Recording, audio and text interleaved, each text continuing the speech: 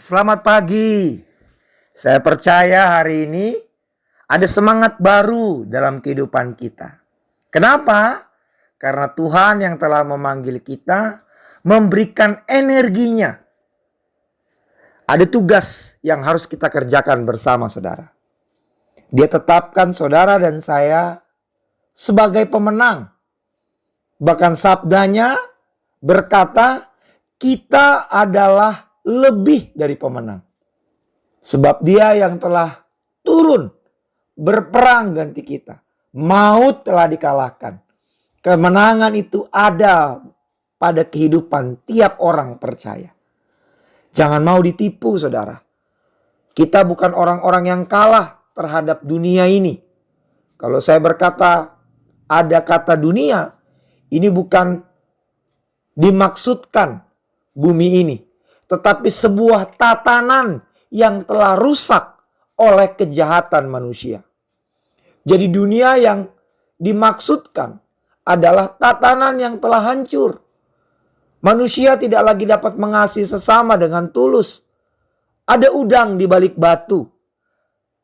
Dan seringkali motivasi-motivasi yang terselubung itu membuat kebaikan itu berubah menjadi malapetaka. Karenanya kita harus mengalahkan dunia. Dengan cara apa? Bukan dengan cara yang berlaku di dalam tatanan yang sudah rusak itu. Tetapi dengan cara Tuhan menebar kasih, menyampaikan kebenaran, hidup, dan siap memberikan teladan bagi mereka. Kenapa hal itu dapat kita lakukan? Karena firman-Nya berkata di dalam Ratapan pasal yang ketiga ayat yang ke-21. Demikianlah firman Tuhan. Tetapi hal-hal inilah yang kuperhatikan, oleh sebab itu aku berharap. Jadi orientasi pandangan kita harus tertuju kepada hal ini saudara. Kalau kita mau menang atas dunia. Apa itu? Ayat 22, tak berkesudahan kasih setia Tuhan. Tak habis-habisnya rahmat-Nya. Selalu baru tiap pagi. Besar kasih setiamu. Tak habis-habis rahmat Tuhan bagi kita. Nggak pernah habis saudara. Jadi kalau saudara datang tiap pagi, jumpai Tuhan, menyediakan waktu khusus untuk bersekutu dengan Tuhan. Jangan pernah takut, rahmat-Nya selalu tersedia bagi saudara. Ada kebaikan yang selalu baru saudara. Kenapa? Karena tantangan yang diperhadapkan Tuhan juga dalam kehidupan kita itu selalu baru. Karenanya kita harus pakai metode yang segar dari Tuhan untuk menyelesaikan tiap kasus yang Tuhan perhadapkan dalam hidup ini. Dan ayat 24 berkata, Tuhan adalah bagianku, kata jiwaku. Oleh sebab itu aku berharap kepadanya. Tuhan adalah baik bagi orang yang berharap padanya, bagi jiwa yang mencari Dia. Tuhan baik saudara. Cari Dia. Maka kita akan menemukan kasih yang dalam itu. Pertanyaan selanjutnya yang harus kita jawab. Izinkan tuntunan renungan ini membawa kita untuk melangkah. Rahmat itu untuk apa? Kebaikan Tuhan itu untuk apa? Kita dijadikan pemenang untuk ngapain? Kisah Para Rasul 1 ayat yang ke-8 mencatat, tetapi kamu akan menerima kuasa rahmat, kebaikan Tuhan, kalau Roh Kudus turun ke atas kamu. Dan saya yakin Roh Kudus telah ada dalam kehidupan kita. Dan kamu akan menjadi saksiku di Yerusalem dan di seluruh Yudea dan Samaria dan sampai ke ujung bumi. Saksiku. Saksinya Tuhan. Waktu Theophilus mencatatkan bagian ini, Yesus menyampaikan arahan terakhir kepada para murid dalam tubuh kemuliaan yang sebentar akan terangkat ke sorga.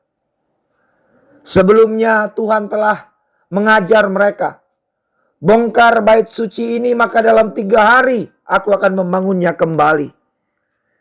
Yesus juga menyampaikan petunjuk bahwa seperti apa yang disampaikan atau kisah mengenai Yunus, itu yang akan terjadi.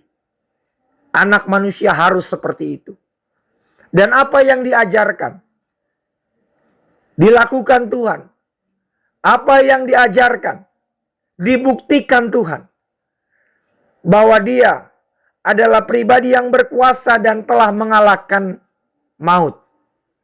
Itu sebabnya para murid harus menjadi saksi bahwa pribadi yang tinggal bersama-sama mereka 3,5 tahun adalah Tuhan yang mengambil rupa seorang hamba. Adalah Tuhan yang menyerahkan nyawanya sehingga mereka yang percaya kepadanya diselamatkan. Adalah Tuhan yang berkuasa menyediakan tempat di keabadian bagi mereka yang taat dan senantiasa setia sampai pada kesudahannya. Karenanya saudara-saudara, kita harus membangun kerajaan Allah, menjadi saksi Tuhan dalam kehidupan ini. Menyaksikan bagaimana saudara menerima kepastian keselamatan saat saudara mengaku dengan lidah saudara Yesus Kristus adalah Tuhan. Menyaksikan kebaikan Tuhan karena saudara berlutut di bawah kaki Tuhan. Berserah dan menyatakan bahwa kami tidak mampu Tuhan tanpa Engkau. Dan kebaikan Tuhan mampu untuk membuat penyelenggaraan hidup orang percaya dari satu titik ke titik yang lain terus berjalan. Meskipun mungkin dari sudut pandang yang lain itu mustahil untuk dikerjakan. Jadi saksi bukan dengan kekuatan kita, tapi jadi saksi karena kemurahan Tuhan. Jadi saksi karena kita mau, bukan kita mampu. Maka yakinlah, Dia Immanuel akan menggenapi seluruh janji dan kebenarannya bagi kehidupan kita. Berbahagialah kita yang telah ditentukan Tuhan. Hidup lebih daripada pemenang. Tuhan Yesus memberkati. Selamat pagi. Amin.